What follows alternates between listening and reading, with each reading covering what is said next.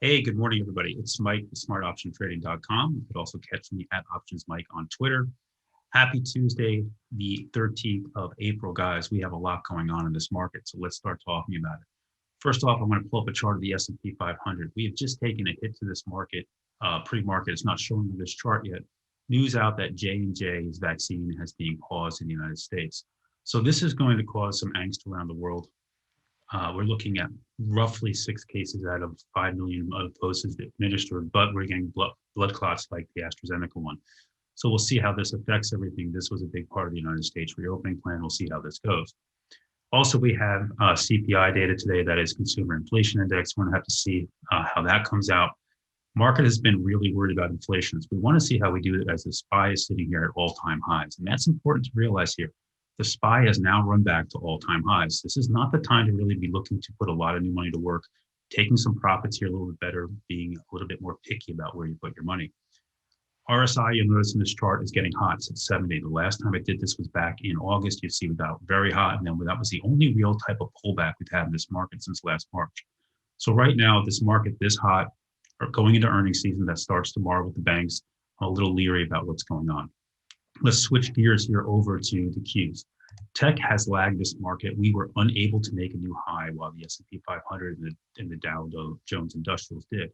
So does this mean it's the end of the world? No, it just means that tech is still lagging. We've had big winners: Google, Facebook, Microsoft, NVIDIA, all names we've talked about here for a while with you guys have all gone on and made new all-time highs or real close to it in the case of NVIDIA yesterday.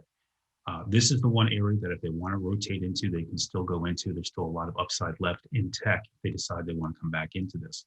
But today I want to talk to you really about the banks, because the banks are going to set the tone for what's going on right now. So let's start off with the XLF. The XLF is the ETF that tracks the banks and the financials. Earnings start tomorrow. Within the next 3 days, we get the 5 major banks reported. They're going to set the tone for what's going on. What you need to realize is the XLF has run to all-time highs.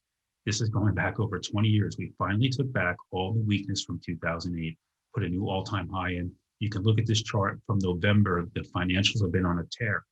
It's going to take a lot to move the needle up here. So how the banks react is going to tell us a lot about this market and what this market thinks about, whether we're going to go higher or lower. Banks are a big component of it.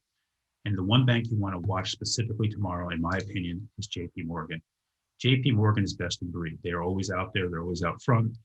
Jamie Dimon is always very upfront, talking about how he feels about the market, where he sees things going, what he thinks should be done.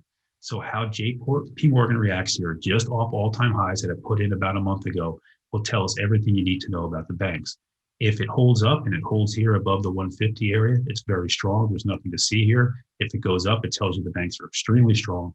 If it pulls hard and we drop below the 150 then the 148 area, that would tell us that the banks have run too far and that the market's concerned about their ability to move forward. So keeping it short and simple here today, markets have run a lot. Be very careful with your entrances here. Look for tech maybe to get some rotation, especially if we get a little bit weaker inflation number. That would be great for it. And I'll catch you guys next week. Have a great week.